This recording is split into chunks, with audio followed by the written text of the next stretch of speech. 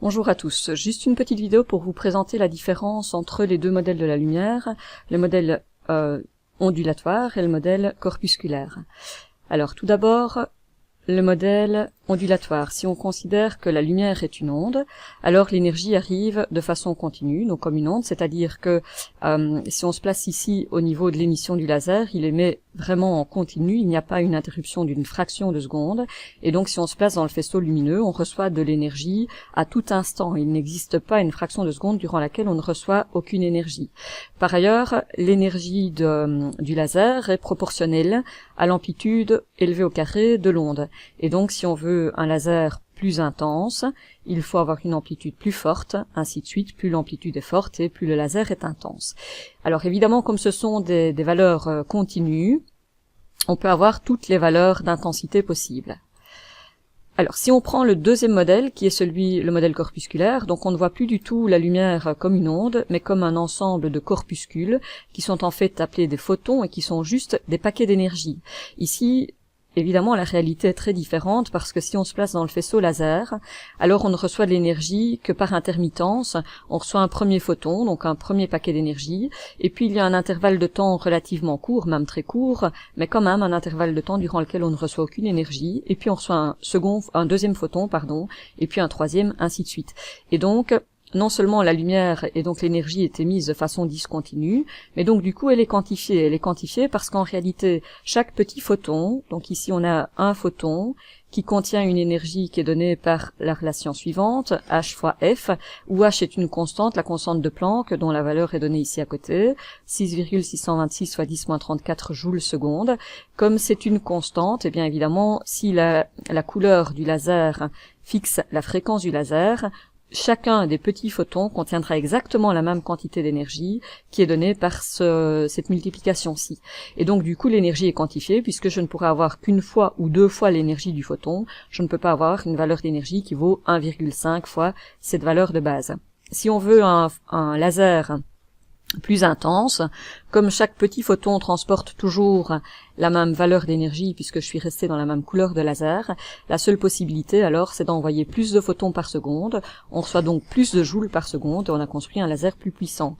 Voilà, plus on émet de photons par seconde et plus on recevra en une seconde une quantité d'énergie importante et donc plus le laser est puissant. Alors si on se replace dans la théorie ondulatoire, si j'augmente la fréquence, je change la couleur. Vous savez que quand on augmente la fréquence dans le visible, on passe du rouge vers le violet en passant par toutes les couleurs de l'arc-en-ciel. Et donc, si je considère une même amplitude, mais que je prends maintenant un laser vert, les amplitudes sont les mêmes, donc les intensités sont les mêmes, mais évidemment le rythme auquel m'arrive l'énergie, si je me place ici dans le faisceau laser vert, est plus soutenu, puisque la fréquence est plus grande. Donc l'énergie arrive à un rythme plus soutenu avec un laser vert qu'avec un laser rouge. Donc je recevrai ici plus de joules par seconde. Ce laser est plus puissant que celui-là. Encore plus vrai évidemment pour le laser violet puisque la fréquence violette est la plus grande fréquence visible. Reprenons maintenant le modèle corpusculaire.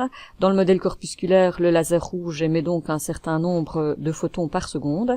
Si j'augmente la fréquence et que je veux construire un laser vert qui possède la même puissance que le laser rouge, une puissance s'exprime en watts. Je vous rappelle qu'un watt c'est un joule par seconde. Donc si je veux recevoir ici en plaçant dans le laser rouge la même puissance que dans un laser vert, eh bien il faudra que le laser vert émette moins de photons par seconde puisque chacun de ces photons est plus gros qu'un photon rouge. Il contient plus d'énergie puisque la relation est la suivante, je vous la rappelle.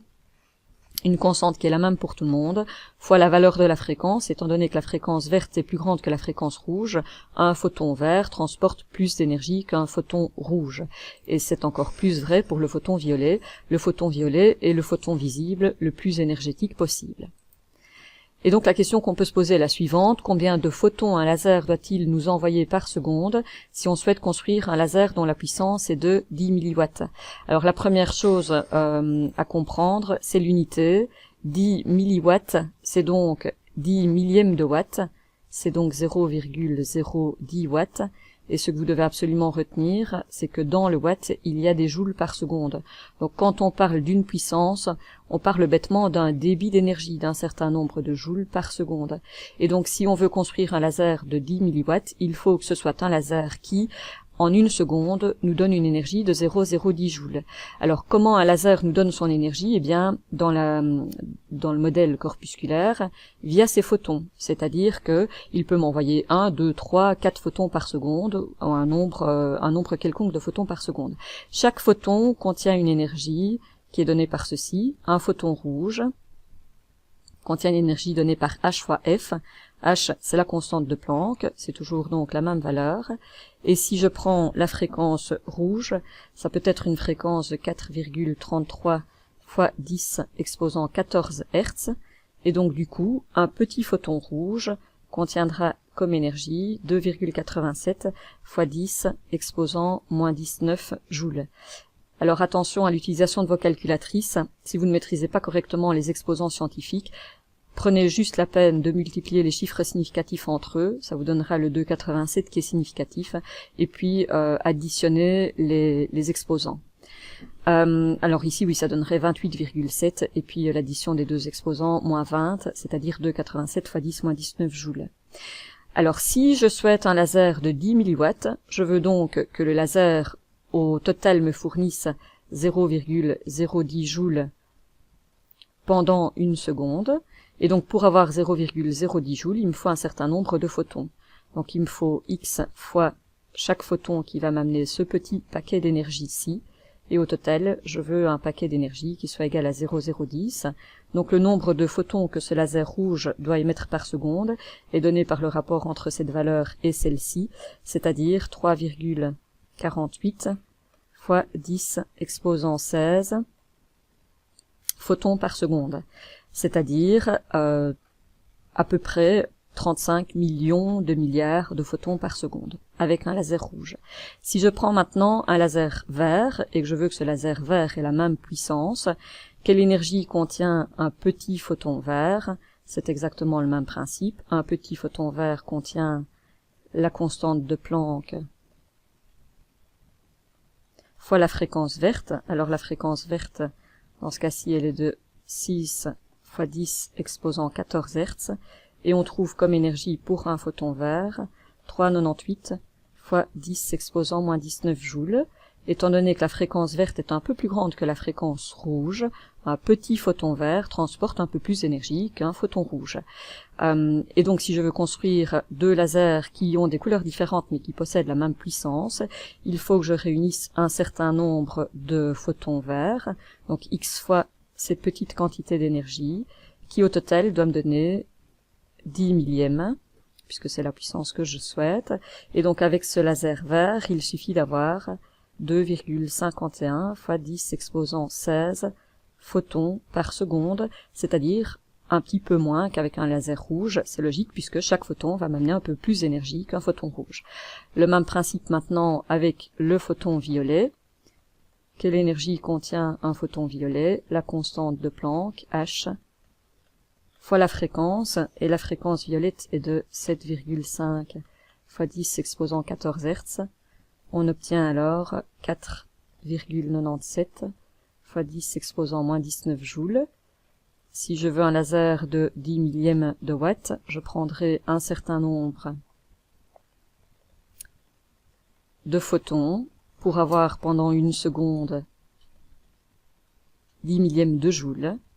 Il faut donc avoir 2,01 fois 10 exposant 16 photons par seconde, puisque cette énergie-ci, c'est bien celle qui doit nous parvenir par seconde. Je vous rappelle, 10 millièmes de watts, c'est 10 millièmes de joules par seconde. Et donc forcément, comme le photon violet est le plus intense point de vue énergétique, il faudra émettre moins de photons violets par seconde que de photons rouges par seconde. Alors une dernière petite précision, mais de toute importance pour faire vos exercices sur les effets photoélectriques. Dans cette relation-ci, qui est une relation vraiment fondamentale, la constante de Planck est donnée en joules fois seconde, puisque la fréquence est donnée en hertz et qu'on sait depuis longtemps que le hertz c'est l'inverse de la seconde. on retrouve bien des joules. Ce qui veut donc dire que si vous voulez utiliser cette relation-ci, vous êtes obligé de travailler avec des énergies en joules et non pas en électronvolts. Or, vous verrez, en faisant des exercices, que les énergies obtenues sont toujours de l'ordre, dans la lumière visible en tout cas, de 10 exposant moins 19 joules. Or, c'est assez embêtant de travailler avec des valeurs 10 exposant moins 19. C'est un petit peu lourd et donc on a défini une nouvelle unité qui est l'électronvolt, et un électronvolt, c'est l'énergie que peut acquérir un électron quand il est accéléré par une différence de potentiel de 1 volt. Pour ceux qui auraient des connaissances d'électricité, l'énergie acquise, c'est donc la charge fois la différence de potentiel. Sur base de cette relation-ci, comme la charge de l'électron vaut en valeur absolue 1,602 fois 10 exposant moins 19 coulombs, on se retrouve alors avec un électronvolt égale 1,602 coulombs fois 1 volt, c'est-à-dire 1 joule par coulomb, et on obtient donc cette équivalence-ci, 1,602 fois 10 exposant moins 19 joules. Donc, cette relation-ci est vraiment importante, c'est la relation entre les EV, ou électronvolts, et les joules. Et donc, si on reprend un des exemples précédents, où on avait calculé l'énergie d'un photon violet, un photon violet en joules contient une énergie de 4,97 fois 10 exposant moins 19 joules.